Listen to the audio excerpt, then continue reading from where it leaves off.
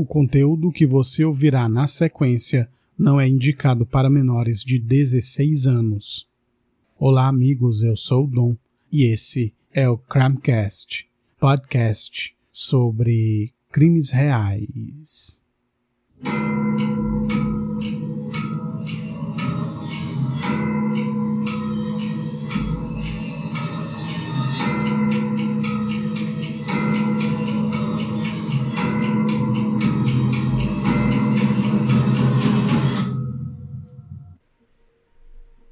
É isso, amigos, mais um episódio aqui no Crimecast, depois de um tempo aí retornando com o segundo episódio do caso Patricia Hall.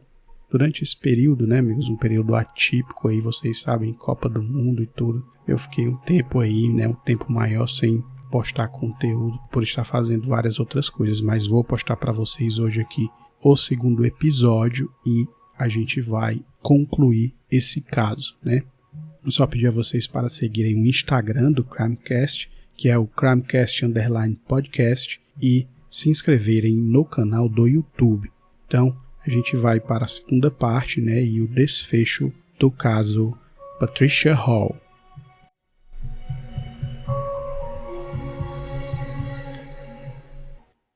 Então, amigos, vocês lembram que no final da primeira parte a gente terminou ali falando sobre uma mulher que o Keith Hall se encontrou e eu informei para vocês que havia algo sobre Liz que o Keith Hall não imaginava, né? Então a gente vai continuar daqui e a gente vai dar continuidade no caso do desaparecimento da Patricia Hall.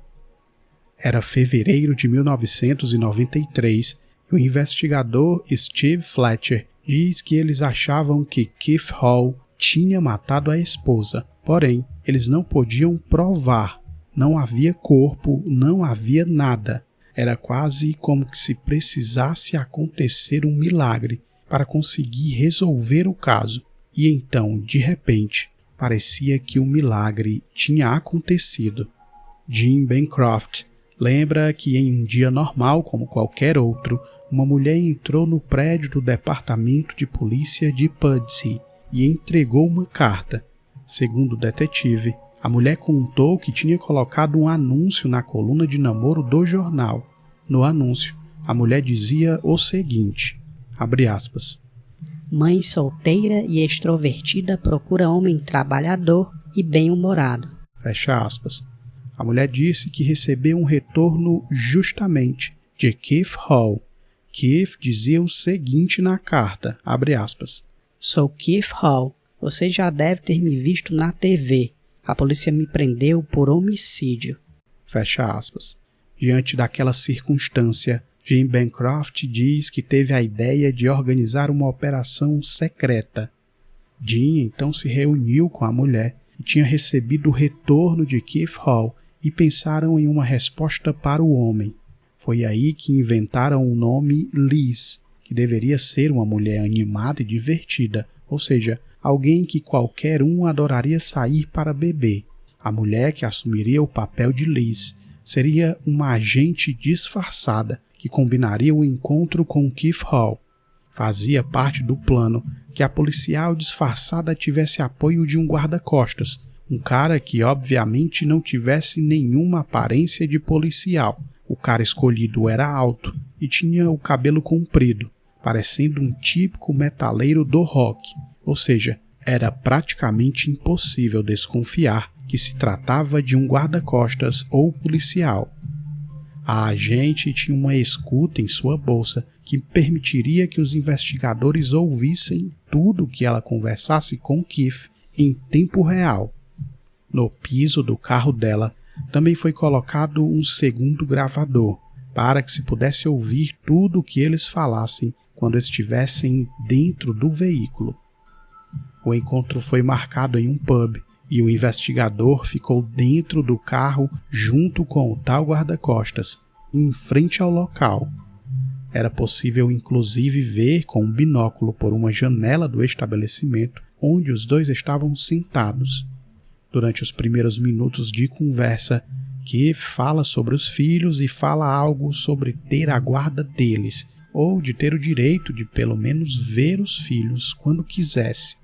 Jim Bancroft diz que a agente estava se saindo muito bem e que fazer aquilo trazia um risco considerável para ela, mas eles tinham combinado que caso a conversa tomasse um rumo inesperado e Keith desconfiasse de algo, o guarda-costas entraria no local e faria de conta que era um conhecido de Liz, abordando-a para ajudá-la a sair dali sem nenhum risco para sua integridade física. Porém, a conversa correu normalmente e Keith continuou explicando para a mulher coisas sobre como ele foi preso e confidenciou para ela que um dia antes de ser preso sabia que a polícia o prenderia. Liz perguntou como ele sabia e Keith respondeu que suspeitava. Keith então continua falando e diz que a polícia estava certa de que pegariam ele, mas quando viram que não conseguiriam nada, ficaram surpresos, sem acreditar. O investigador Jim Bancroft conta que os primeiros encontros de Liz, a agente disfarçada, com Keith foram muito promissores. Ele explica que foi nesse mesmo período que o departamento de polícia passou a fazer vários apelos através da imprensa no intuito de que Keith Hall soubesse que as autoridades ainda procuravam pela esposa dele. O plano era que aquilo pudesse gerar uma oportunidade de Keith confidenciar algo para Liz. Enquanto isso, os encontros com a policial disfarçada continuaram sem que Keith imaginasse quem ela era, e os investigadores ouviam e gravavam tudo o que ele dizia. Durante algumas dessas conversas, Keith disse o seguinte, abre aspas, estavam montando um caso se baseando em provas indiciárias e esperavam me pegar.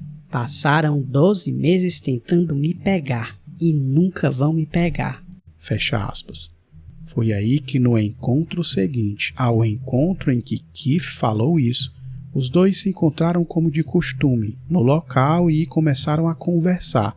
Poucos minutos depois de começarem a conversa, Keith disse o seguinte, abre aspas, é engraçado, estou numa situação em que confio em poucas pessoas. Você é uma delas. Liz respondeu que ficava feliz com aquilo e Keith continuou, abre aspas. Sabe sua primeira carta? Ela chegou quando algo tinha acontecido com a polícia e parecia que a polícia tinha armado tudo.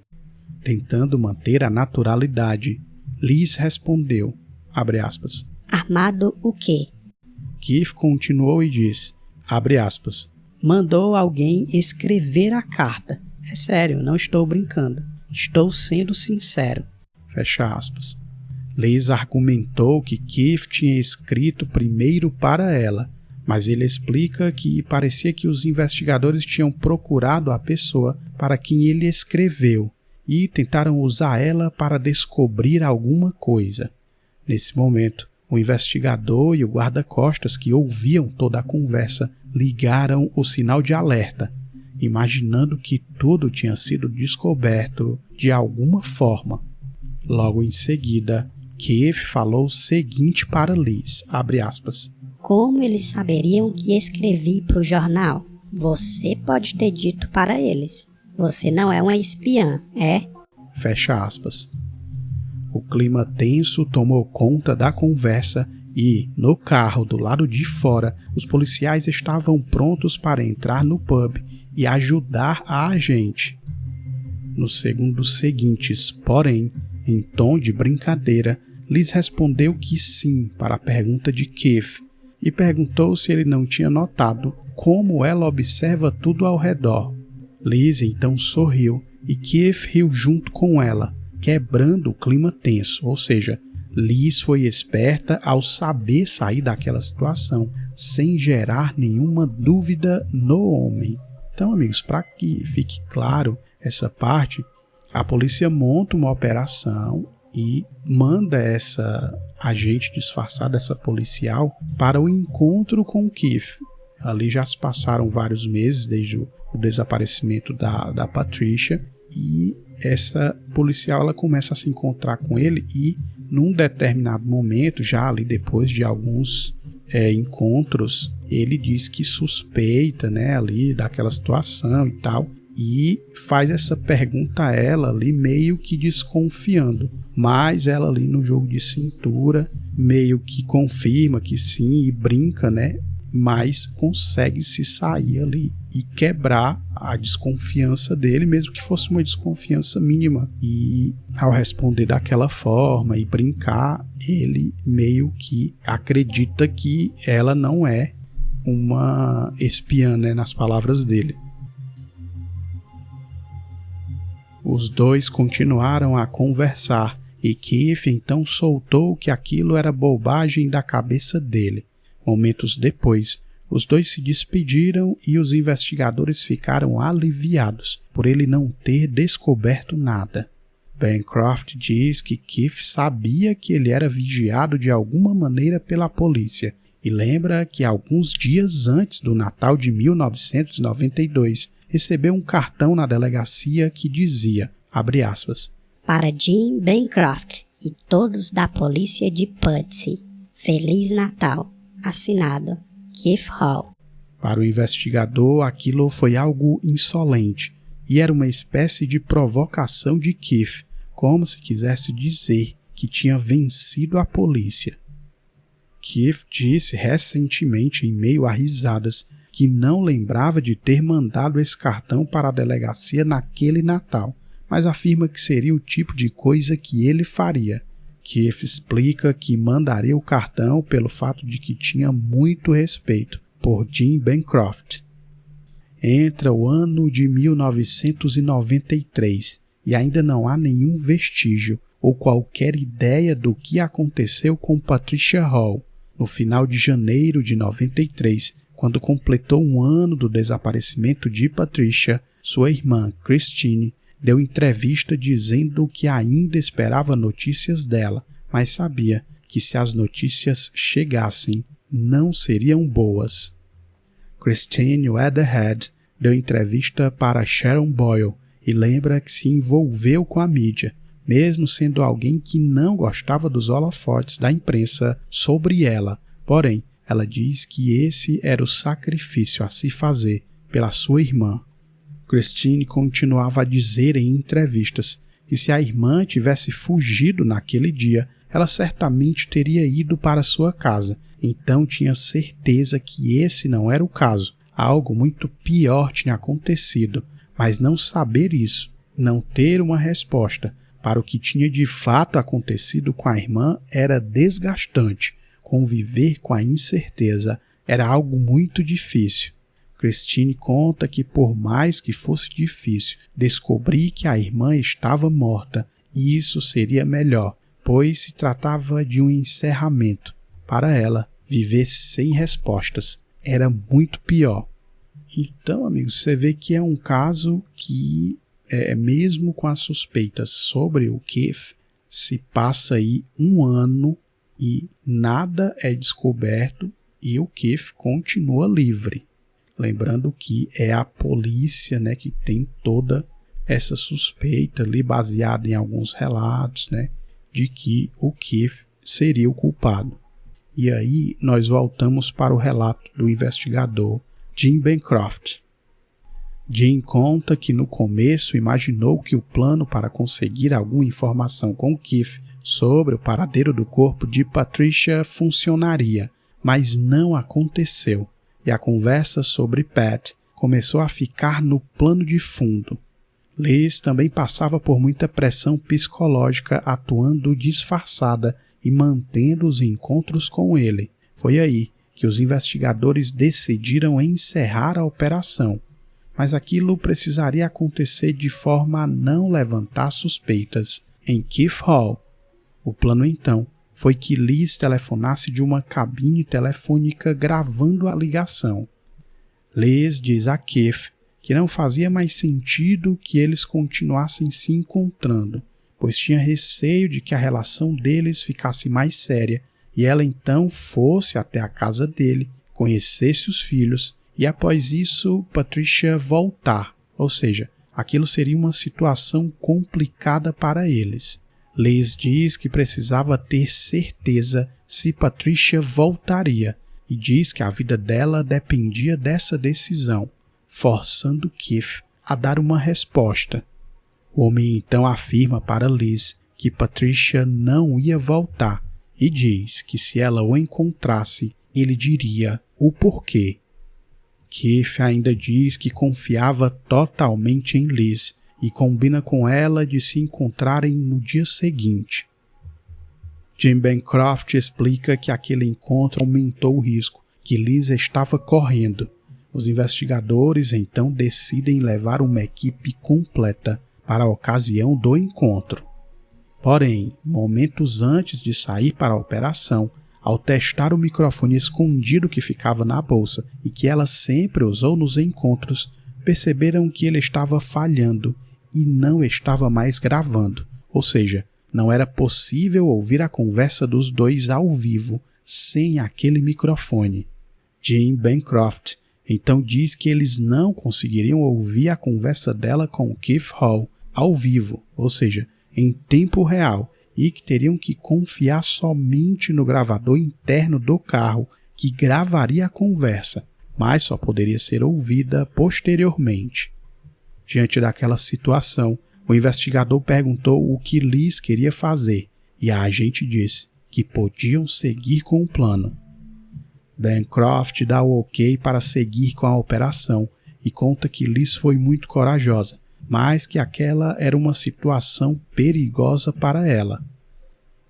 Ao chegarem no local, um grande estacionamento, Liz chegou primeiro e estacionou seu carro enquanto os investigadores observavam de longe, de dentro de outro veículo. Além disso, em mais um carro, outros 2 policiais davam apoio e um outro agente disfarçado observava de longe em pé. Minutos depois, um carro se aproxima e entra no estacionamento, estacionando bem próximo do carro de Liz. O homem sai do veículo e os investigadores percebem que se trata de Keith Hall. Keith entra no carro de Liz e os dois começam a conversar.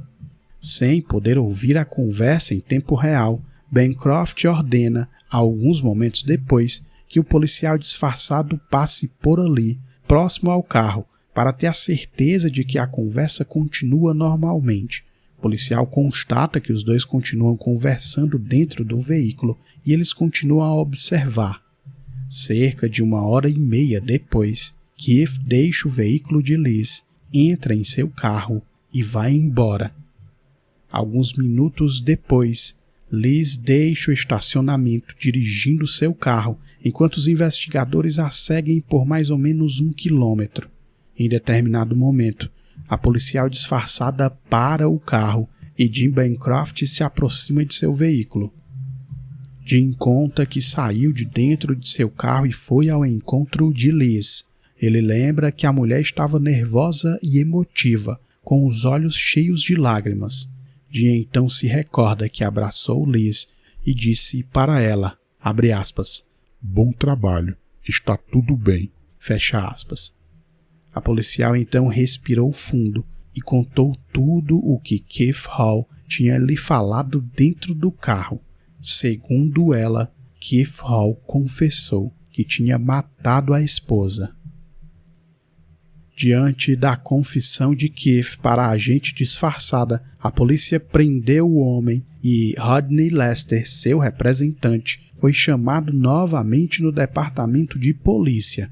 Ao chegar na delegacia, o advogado foi informado que Keith Hall seria interrogado novamente sobre o assassinato de sua esposa. Jim então faz a primeira pergunta para Keith, abre aspas, "Falou recentemente com alguém sobre isso, Sr. Hall?" Fecha aspas, sobre ele ter matado a esposa. O investigador conta que o homem ficou olhando para ele por alguns segundos e antes que Keith pudesse falar algo, Jim pegou o gravador portátil e apertou o play. Era a conversa dele com Liz dentro do veículo. E aí eu vou falar para vocês aqui algumas partes do que tinha na gravação, né? O Keith fala, abre aspas, Seria legal seguir adiante com seus filhos, meus filhos e eu. O que a impede? Fecha aspas. Liz respondeu o seguinte. Você sabe. Keith então diz. A pessoa que nunca vai voltar. O advogado Rodney Lester lembra que o clima ficou tenso, pois era a primeira vez que ouvia aquela conversa, e também era a primeira vez que Keith Hall ouvia. Rodney diz que os policiais estavam de olho na reação de Keith ao ouvir aquilo. Keith Hall conta que se sentiu traído ao ouvir a gravação.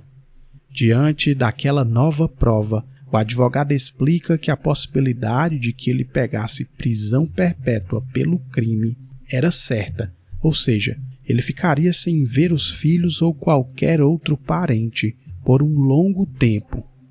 Ao ser perguntado pelos investigadores se gostaria de fazer algum comentário sobre a gravação, Keith foi alertado pelo advogado de que não falasse nada e que eles pensariam sobre isso.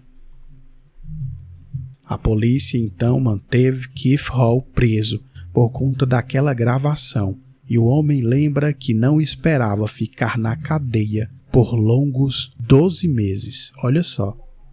Keith Hall diz que estava apaixonado por Liz e conta que, obviamente, não sabia que era uma policial, explicando que, por conta disso, faria de tudo para agradá-la e para manter o relacionamento. Ou seja, Keith Hall afirma que tudo que falou sobre ter matado a esposa era mentira e diz ter falado aquilo apenas porque queria continuar o relacionamento com Liz.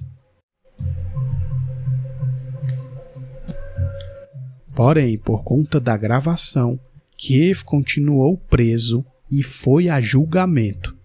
O julgamento foi marcado para o dia 28 de fevereiro de 1994, em Leeds.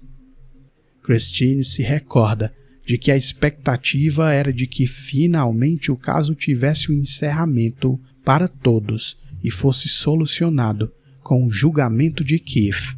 A imprensa compareceu em massa ao julgamento, mas Keith diz que ao subir para o tribunal se manteve calmo e tentou ser ele mesmo. A jornalista Sharon Boyle conta que por alguns segundos Keith olhou diretamente para ela e depois virou o rosto.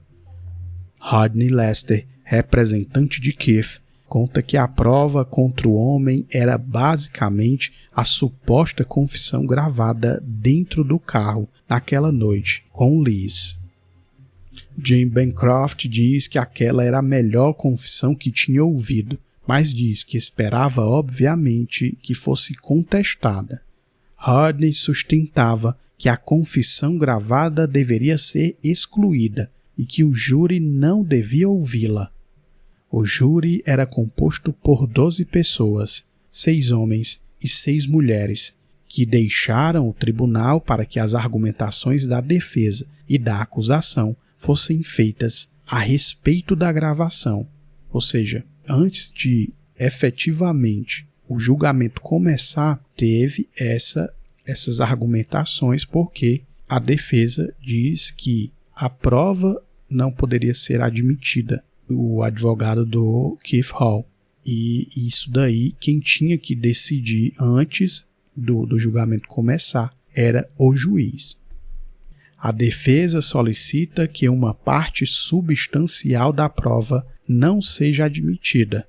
O advogado se refere à testemunha chamada de Liz, que era policial disfarçada, e se refere também às transcrições da gravação.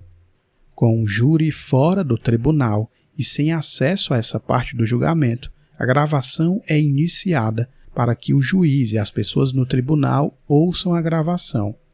Christine Weatherhead lembra que já sabia do conteúdo da gravação, pois os investigadores já tinham lhe informado, mas diz que queria ouvir Keith dizendo aquelas palavras.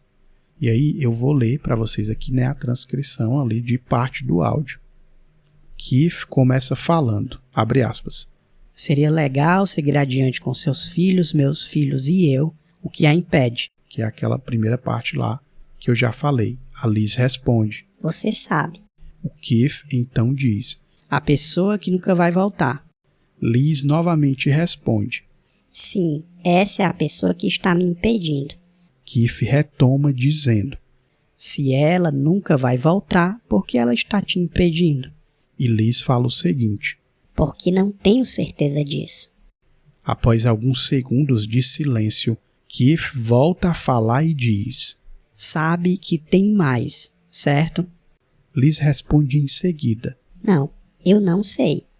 A jornalista Sharon Boyle lembra que nunca ninguém da imprensa tinha ouvido algo parecido com aquele áudio no momento em que Keith Hall diz o seguinte, abre aspas, Ela está morta. Liz então pergunta. Como sabe disso? Keith responde. Como acha que sei? Liz apenas diz o seguinte. Não sei. E em seguida reafirma. Sinceramente não sei, Keith. É então que Keith Hall começa a contar o que aconteceu naquela fatídica noite. Abre aspas. Eu estava dormindo lá embaixo. Quando acordei, tudo mudou. Liz o interrompe rapidamente perguntando. O quê? Keith continua. Acho que você sabe, Liz. Quer que eu diga? Depois de mais uma pausa de alguns segundos, Keith admite, abre aspas, Eu a estrangulei, mas não foi muito fácil. Fecha aspas. Jim Bancroft diz que aquilo indicava que Patricia Hall tinha lutado pela sua vida, mas no final Keith teria sufocado a mulher até a morte e depois, para conseguir se safar, ele decidiu criar a história de que a esposa teria saído de casa, mas na verdade, na madrugada, algumas horas depois, ele então decidiu se livrar do corpo. A promotoria sustentava que o júri deveria ouvir a gravação, pois se tratava de uma prova crucial, mas obviamente o advogado de Keith não queria e afirmava que quaisquer provas relacionadas a todos os contatos de Liz deveriam ser excluídas. O advogado reafirma em seus argumentos que acreditava que Keith Hall tinha sido ludibriado e que a gravação não deveria ser ouvida pelo júri justamente por conta da forma como a confissão foi obtida.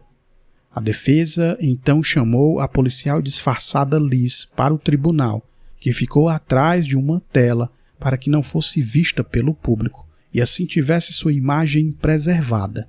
A defesa fez perguntas no intuito de mostrar que os investigadores foram longe demais e Liz estava devidamente instruída a fazer perguntas e pressionar Keith para que ele falasse o que eles queriam ouvir. Durante um outro trecho da gravação, Liz diz a Keith que tem medo do que pode acontecer caso o corpo de Patricia seja encontrado, e Keith responde que o corpo nunca será encontrado, pois não há mais corpo. Após Liz perguntar várias vezes por que não existe mais corpo, Keith finalmente diz que o corpo não existe, porque ele foi queimado. Para o advogado de Keith, Liz pressionou bastante ao falar com ele sobre o assunto, e por isso, em sua visão, isso configura um interrogatório, e a partir do momento que se interroga alguém, Keith deveria ter sido avisado e informado sobre seu direito de ficar em silêncio. Então, ao não ser informado, seus direitos teriam sido violados. O investigador Bancroft diz que a ideia de fazer uma operação secreta e informar a pessoa no início não faz sentido, pois obviamente entregaria a operação. Rodney Lester, advogado de Keith, reafirma que seu cliente foi levado, por conta das emoções, a dizer algo que pode não ser verdade. E aí a gente volta lá para a gravação. A gravação continua após Keith dizer que o corpo de Patricia tinha sido queimado, e Liz questiona como ele teria feito aquilo. E é aí que o homem admite que ele não queimou o corpo da esposa da forma tradicional, digamos assim, mas teria colocado o corpo em um incinerador. Durante as investigações, foi constatado que Keith Hall tinha acesso a um incinerador de lixo de sua loja móvel. Então, aquela informação batia perfeitamente com o que o homem falou a Liz. Os investigadores diziam que isso explicava o porquê da polícia nunca ter achado o corpo da mulher. Para as autoridades, essa informação era a última peça do quebra-cabeças que faltava para encaixar na tese que eles tinham sobre o que teria ocorrido com Patricia. Então, amigos, aqui vocês veem que a tese da promotoria, embasada pela investigação, é a de que Keith Hall discute com a esposa após ela pedir o divórcio e, baseado em relatos de vizinhos que escutaram barulhos ali durante a noite e dizem que esses barulhos cessaram meio que de repente, a tese da polícia é de que Keith Hall teria matado, e aí, baseado no que ele fala no áudio, que ele teria estrangulado ela, e o que ele conta no relato dele oficial de que ela teria saído de casa e pego o carro, eles dizem que não, que na tese deles ele teria saído no carro acelerando, inclusive, saindo em alta velocidade, porque ele estava com o corpo dela e saiu justamente para se livrar desse corpo. Então essa era a tese da promotoria. E o advogado dizia que não haviam provas de que o Keith teria matado a esposa e de que essa confissão não deveria ser admitida por conta da forma como ela foi obtida. Então, o argumento da defesa era esse. Tirando essa prova, vamos dizer assim, era realmente uma prova, uma gravação do próprio Keith falando. A defesa estava sustentando que ela não poderia ser usada e o júri, consequentemente, não poderia ouvir a gravação. Após algumas horas de argumentações da defesa e da promotoria, o juiz discorre sobre a admissibilidade da gravação como prova. Abre aspas. Por melhores que sejam as intenções dos policiais envolvidos, foi uma clara evasão das condições do Código de Conduta e me vejo obrigado a proclamar que seria injusto aceitar a prova. Ou seja, o juiz não aceita a gravação como prova e o júri não vai poder ouvir. Após o anúncio do juiz, que decidiu que não poderia aceitar a gravação como prova, Bancroft conta que ficou sem acreditar. Diz que não esperava por aquilo. Obviamente bastante chateada, Christine diz que não valia de nada ter um júri se eles não podiam ouvir as provas. Rodney Lester explica que se Keith Hall tivesse levado uma surra de um policial na viatura e tivesse confessado nessas circunstâncias, também não teria sido aceito. Ou seja, é algo similar. Não se pode quebrar as regras do devido processo legal. O advogado ainda diz que não se vive em um estado que sanciona e aprova que tortura física ou emocional sejam admitidas como prova. O julgamento então continua e o júri é chamado de volta para o tribunal para que tenham acesso às provas, as que foram devidamente admitidas para o julgamento de Keith Hall. Depois de o júri ter acesso a todas as provas, Keith teve que aguardar o veredito na cela e esperar pelo resultado. Então, o Keith ele vai a julgamento. Obviamente tinham outras provas e os investigadores dizem que eram todas provas indiciárias, ou seja, indícios de que ele poderia ter culpa, mas ele nunca tinha ido a esse julgamento porque eles não tinham uma prova que eles acreditassem que fosse algo forte para conseguir condenar o Keith. E aí é justamente quando eles conseguem a gravação e eles vão para o julgamento acreditando que aquela gravação seria aceita e seria a prova final e o Keith seria condenado. Porém, a prova não é aceita, eles ficam surpresos com aquilo, mas tinham outras provas e julgamento continua sem a prova da gravação. Christine se recorda de como a espera pelo veredito foi difícil e diz que não consegue colocar em palavras como se sentia enquanto aguardava o resultado. A irmã de Patricia ainda conta que sempre teve esperanças de que o caso fosse solucionado e que fosse considerado culpado. Após a deliberação, o júri volta ao tribunal e Keith Hall é chamado de volta. É ordenado então que o representante do júri fique de pé e responda apenas com sim ou não, se eles chegaram a um veredito. O representante responde que sim. Christine diz que lembra desse momento e diz que estava totalmente focada em ouvir a resposta do júri para o veredito, quando a pergunta crucial é feita, abre aspas, consideram o réu culpado ou inocente de homicídio? A resposta foi inocente. Keith Hall lembra de como se sentiu ao ouvir aquelas palavras e diz que sentiu uma enorme felicidade e alívio.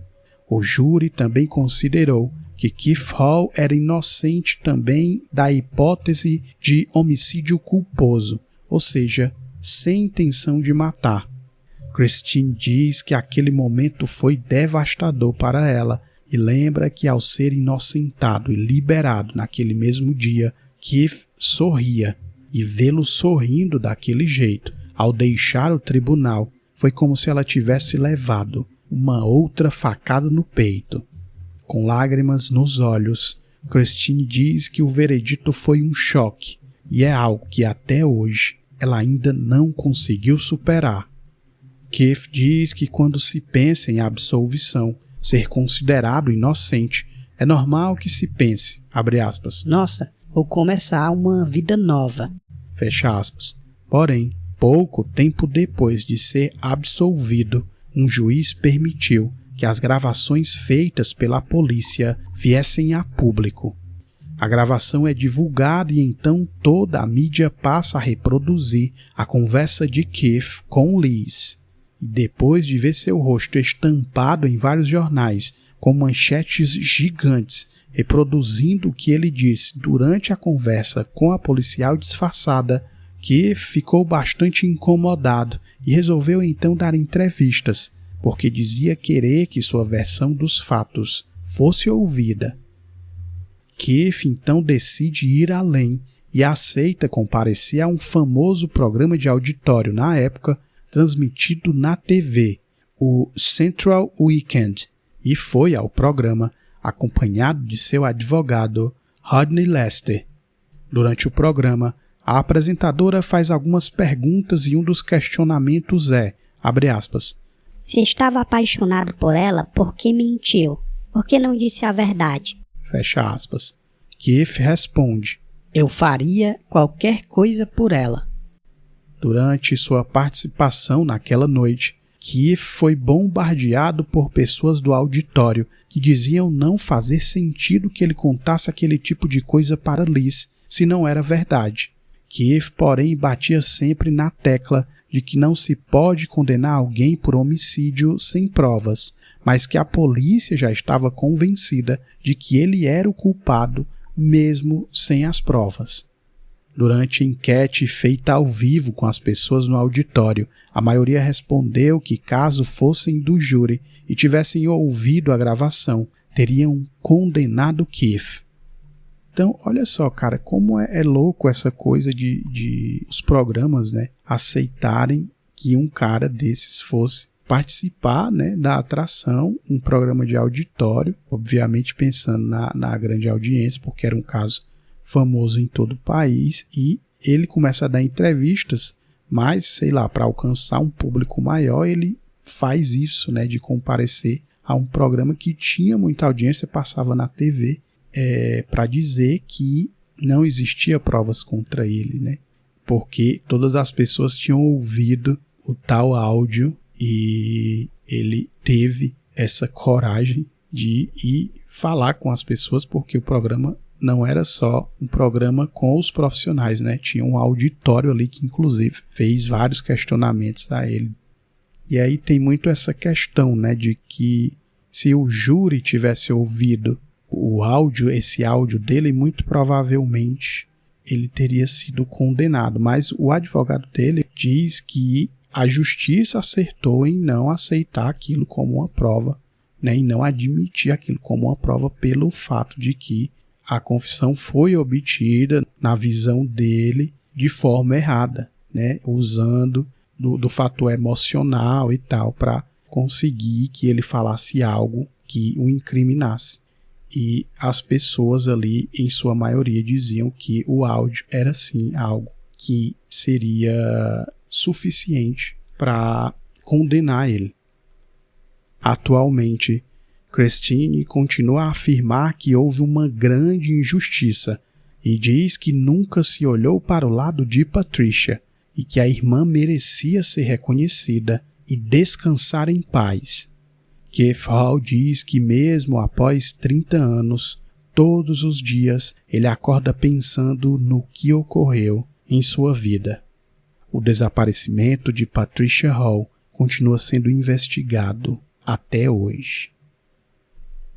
É isso, amigos, eu vou ficar por aqui e esse caso, cara, é muito incrível, né? É muito incrível porque ele fala sobre até onde se pode ir para conseguir solucionar um crime. E aí fica esse questionamento, porque a gente sabe que existe o devido processo legal, existe todas as normas, né, que falam sobre o direito de defesa de uma pessoa e tal, como as autoridades podem agir na produção de provas, e aí esse caso é algo assim que tudo leva a crer que foi o Keith Hall. Tudo leva a crer. E aí o jeito que a polícia consegue que ele confesse, será que é válido ou não, né? Foi esse o ponto que fez com que a prova não fosse ouvida lá no dia do julgamento, e isso parecia que era algo que, se fosse colocado para o júri ouvir, ele teria sido condenado. Mas é um caso que realmente é muito interessante, muita coisa aí para se debater sobre ele, né? É isso, amigos, eu vou ficar por aqui e em alguns dias eu vou tentar voltar aqui com mais episódios, com mais conteúdos como esse, né? Casos como esse, para vocês aqui no Crimecast.